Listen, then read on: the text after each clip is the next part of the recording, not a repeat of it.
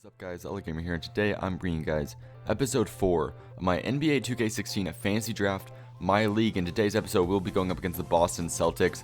I didn't show you guys the player stats for this game. I'm sorry about that. I forgot to show you guys. But the main players on their team are Paul George and Kobe Bryant. They also have Darren Collison. But don't ask me why they have Kobe Bryant on the Celtics. When I think about it, it makes me want to throw up all over the floor. So we're going to try to not focus on it too much so I don't get sick. So either way, right here, we're going to call a screen and start the play. And we're going to try to open it up with a Steph Curry 3, but that's not going to fall. Something I realized is for some reason this game made it so Stephen Curry is much better at attacking the basket than actually shooting the ball. So because of that, I have started taking the ball to the rim more often with Curry, as that is an example right there. As we get the first 2 points of the game on a Steph Curry layup. His layup is pretty cheesy. If you ever seen the animation for it, he throws it like 20 feet in the air, and more often than not, it falls in. So it's a pretty crazy, kind of an overpowered layup. But since his shooting's not working, I'm going to try taking him to the paint more often this game. You see right here, we're going to draw a double team with Stephen Curry. No complaints there. That's the cool thing about having a guy like Steph Curry, is he can draw those double teams like nobody's business. So here we go, back on defense. I believe this is Nene, or Nene, who they have. I always call him Nene. But yeah, they have Nene on their team. And Nene is definitely not a bad player. And he's going to do a pretty good job for them. But we're going to come right back down with big boy John Henson. And he's going to dunk all over whoever that center was in the paint. I feel bad for whoever that was because he just got demolished. But either way, you see right here, moving on a little bit, we lost our lead pretty quickly as they have Serge Ibaka as well. I'm forgetting all the big players on this team. I'm sorry about that, guys. They have a pretty large, or a pretty nice stack of players on their team, as you see. Pretty solid starting lineup. It's actually quite impressive. But either way, we're actually going to prevent them from getting that layup in the paint right there. We're going to pass it over to Chris Middleton, and he is going to knock that 3 home. It's funny to me that J.R. Smith and Chris Middleton shoot 3s better than Stephen Curry. It's probably because I don't get Curry as open of 3s as that, but still, Curry should be a better shooter than he is in this game. I don't know if it's the shot release that's messing him up or what it is, but the game just makes it so he can't hit 3s. But either way, talking about the 3s, J.R. Smith is going off again this game. I don't want to spoil it, but J.R. Smith, it's like, I mentioned this in the past 2 episodes. He has a personality trait that makes it so he'll randomly go off or he'll randomly do really bad. It seems like every time I'm playing my game, he is randomly going off. It's never the other way around. So J.R. Smith's definitely one of the bigger guys on my team. That's right here. Chris Middleton's going to hit a 3 of his own. I might even start running a set where we get Chris Middleton to the 3 and J.R. Smith to the 2, because they are such a dominant group of shooters that I kind of want to have both of them on the court at the same time and see how much offensive firepower I can put on at one time. That would have to put DeMar Carroll on the bench, but still a move I'm willing to make under some circumstances, especially if our offense isn't performing like I want it to. For now, though, we're not going to worry about it because our offense is performing quite well. I believe we're averaging close to 107 points per game, which is probably up there for one of the top 5 teams in the league. Not only that, but I believe we're 2nd place in the Western Conference. So here we go. That is the good news. And hopefully if we can keep that up, we can finish top 3 in the Western Conference and finish off with a nice little home field or home court advantage for the majority of the playoffs.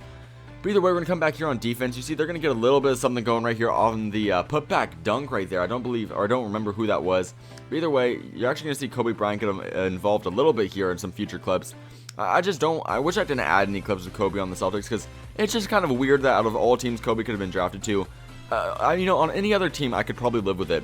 But the fact that it had to be on the Celtics, I'm sure he wants to kill himself too, because it's probably the worst situation that could happen to him.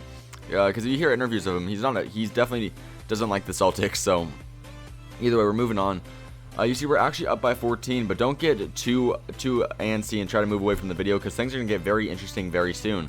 Right here, he's going to miss that 3, but where we go, there they go. Nene down in the paint, and he's going to get that and one layup right there over our big man. So here we go. He's going to hit that free throw, and because of that, we're only up by 11. So not the biggest lead. It's a comfortable lead. We'll be honest. It's a comfortable lead. And that's right there. We're going to hit a 3 and actually go by 14.